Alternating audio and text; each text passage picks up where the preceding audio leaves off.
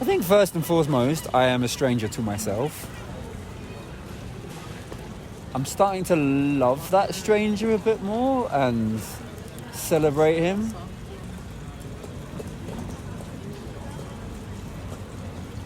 And I don't know who the other stranger is who's watching the first stranger, but the one that gets to love, like I get to love being around myself. That is a thing you can start quite late, you know, enjoying not just your own company, because that's always associated with isolation, but like enjoying your own company around other people.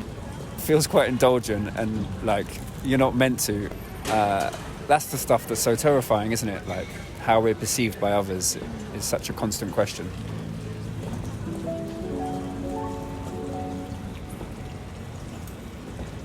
I think it's one of the reasons why I paint, is that you can give yourself so fully to other people and enjoy the process at the same time.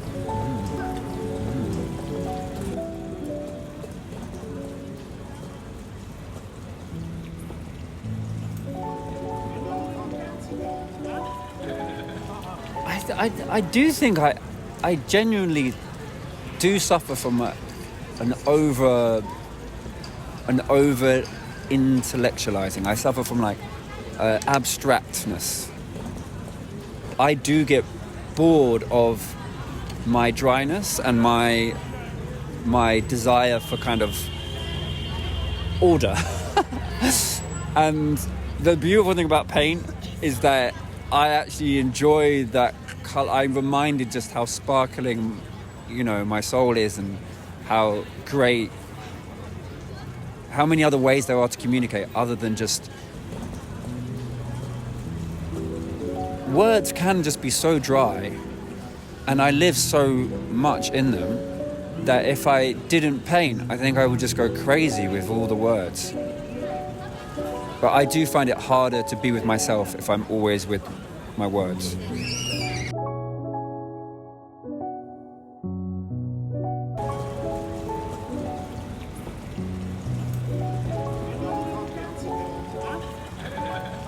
Okay, I last felt fear last night when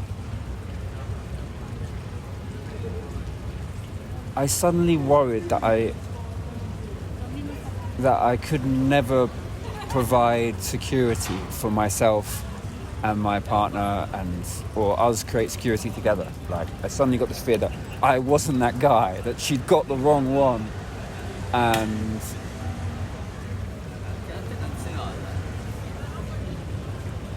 I feared to not be a person of my word, because I've got like some ambitions and some goals and some dreams, and I've been talking about them for so long, well, 5 years. And they're kind of coming. It's just progress is there, but it's so slow, and I'm just bored of promising things and then still not delivering on them. So I just feared that, fuck, what if I am that person that just says things and doesn't do them? When did you last feel fear, and what for? What is it about that thing that makes you scared above all other things that you could have been scared of? What's fabulous about that thing? I'm saying it's fabulous. What's fabulous about feeling like you can't fulfill your promises is you've got a little bit of risk, you've got a little bit at stake. You told the world, you told someone you love that you're gonna make something happen, you're gonna create a space, you're gonna do something, and the alternative is you didn't promise anything at all, or you didn't make any bets. You can get a little bit lost in all that potential, and it creates shame and stuff, but it's still like you're still at the casino, you know, there's still a seat with your name on it, and you can still do something great.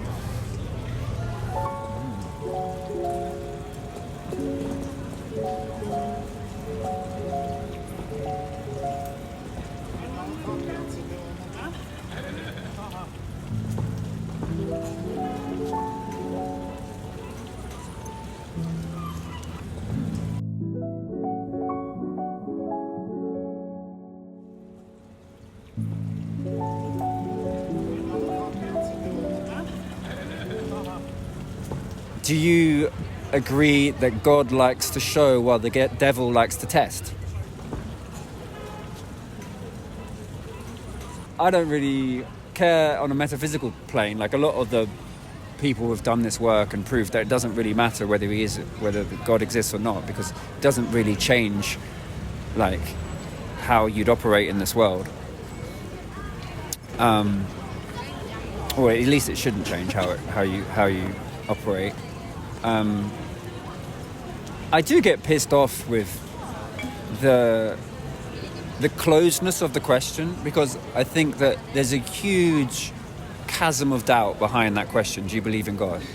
And it's the doubt that's more interesting than the answer. If people stayed longer with the doubt, then it's more fruitful than answering yes or no.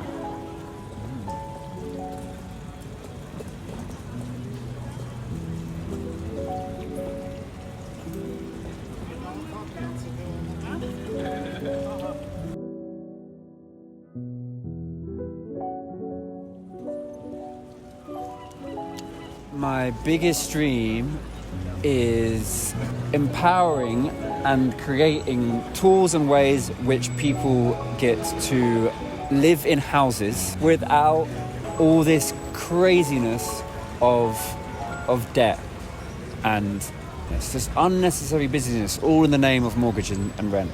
And that's my long-term dream, to make that happen.